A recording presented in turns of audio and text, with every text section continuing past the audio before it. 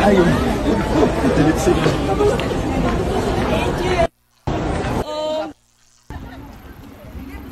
Ay, tinatamaan siya.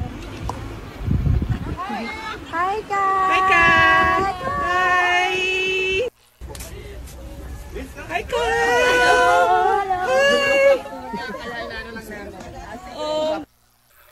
Welcome back mga kaaldab. So kaya po pala hindi hinatid o hindi sinundo si Alden Richards ni Catherine sa pagbaba nito papuntang Canada. So alam na mga kaaldab na si Dominic Croce talaga ang mas pinili ni Catherine.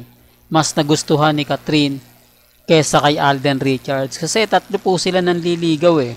Sabi ng magulang o sabi ng mami ni Catherine, si Jericho Rosales, si Alden daw, at si Dominic Croce. Pero sinabi naman po ni mami o ng mami ni Catherine na mas gusto niya si Alden Richards o mas boto siya kay Alden Richards. Paano yan? Hindi po ba? Paano yan? Dahil kumbaga nahuli na sa video mga kaaldab. Ito po yung video na naandyan si Catherine o si Dominic Croce na hindi naman po kasama sa pelikula. Hindi naman po ito kumbaga nakasama sa mga gaganap na role. Hindi po ba? Ang ibig kong sabihin, hindi rin po ito nakita sa airport nakasama nila Catherine. Po ba? Kasi madali mo naman makilala si Dominic Croce, di po ba? Kaya nga po kumbaga, ito na po yung patunay sa mga taong nagsasabing meron pang cut din na wala. Kumbaga, kasi trabaho lang naman po talaga kay Alden Richards. Dito na patunayan na po ninyo na single pa rin po si Richard Paul Carson. Kaya po yung press con niya, di po ba, sinabi niya sa press con na, press con, ano ba yan, Mr. Destiny? Sinabi niya kay Boy Abunda na magpapa-press con siya kapag, kumbaga meron na, di po ba, ipapakilala niya na kung sino yung totoong karelasyon niya. Po ba? Kaya nga po mga kaaldab, masaya po ako. Kasi ito na po yung point na inaantay natin. Ito na po yung point na tayo po yung panalo, tayo po yung wagi. Sa dami kasi ng mga kumbaga nagko-komento ng kumbaga kung ano-ano para lang sabihin na ganito ganyan, di po ba? At least tayo panalo na po ko rito. Kasi hindi naman po aakbayan ni Dominic Croce si Catherine Bernardo ng ganito kung wala po silang relasyon. Hindi po ba?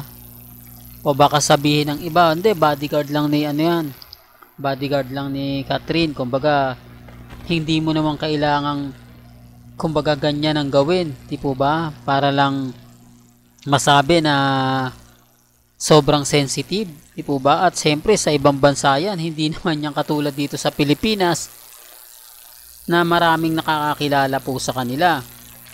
Hindi po ba? Sinasabi ko lang po ito sa mga taong dumadaan at bumibisita po sa channel ni Mr. Destiny.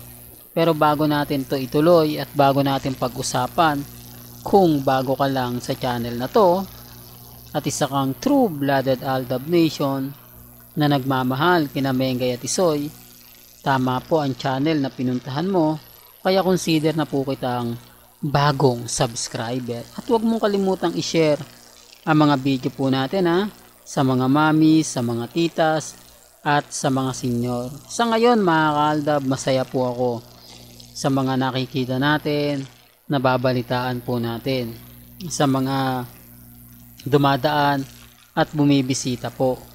Na alam nyo na, sabi ko nga po sa inyo, ako kumbaga kung ano lang naman po yung nakikita natin, yun lang naman po yung ina-update natin.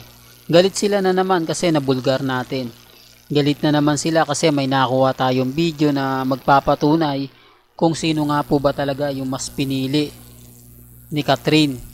Ngayon alam nyo na rin kung bakit iba yung nag-iba yung mga sinasabi dati nila Maymay, nila Kakay, di po ba, ni Jorus, Jeffrey Chan, maraming kumbaga parang kumbaga natikom mo yung bibig nila na dati-rati kapag sinasabing Alden ganto ganyan, sila po yung nagre-react, di po ba? Tapos ngayon bigla po silang natahimik, biglang sinasabi na umiiwas na po sila pagdating sa mga ganyan, kasi alam nila kung sino nga po pala yung totoong karelasyon.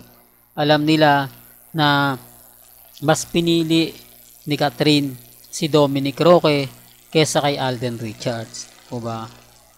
Kaya nga sabi ko sa inyo mga ka-Aldab, ngayon masaya tayo. Syempre Aldab Nation, kumbaga tayo pa rin po yung wagi, tayo pa rin po yung kampante. Nasaan yung sweet moments, di po ba, na kumbaga gagawin? Kung makikita man po ito kung gagawa na naman po sila ng mga magic, wala na pong maniniwala. Kasi nakita na di po ba? Nakita na sa publiko kung sino nga po ba talaga yung totoong karelasyon ni Catherine. Ang kagandahan sana nito mga ka-Aldab, kung sa airport pa lang nakita natin sasabay po pwede. Hindi po ba? Pero hindi naman po ganun nangyari. Sa airport pa lang po, wala na. Hindi po ba? Hindi siya kasama. Ibig sabihin nun, sumunod siya. O kaya, mas nauna na po siyang nasa Canada. Hinihintay niya na lang ang pagdating ni Catherine Bernardo. O baka sabihin nyo, karelasyon niya si Bea Alonzo ha. Remind ko lang po, matagal na po silang hiwalay, di po ba? Kumbaga yung kasal nila naudlot na, at alam naman po ng publiko yan. Maraming mga komento, maraming magpapatunay. Sinasabi ko lang po ito para lang po klaro, lalo na po sa mga taong dumadaan at bumibisita po sa channel ni Mr. Destiny.